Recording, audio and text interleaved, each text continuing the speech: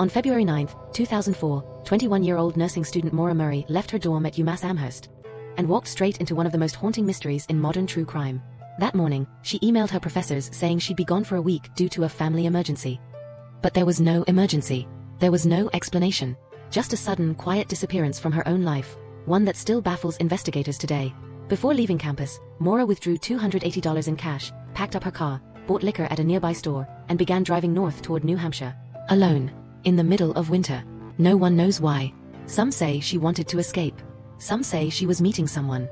Others believe she was running from something she could no longer hide.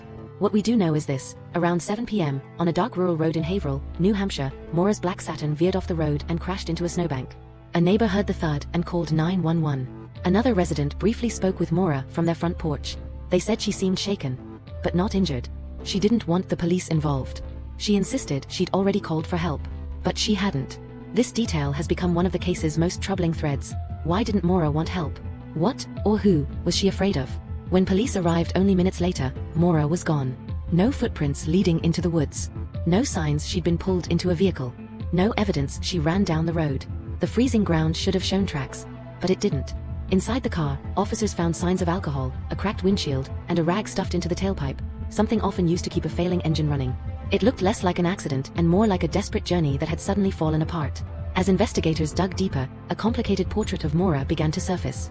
Just days before the disappearance, she broke down uncontrollably at her campus job after receiving a mysterious phone call. She'd also been involved in a minor car accident earlier that week.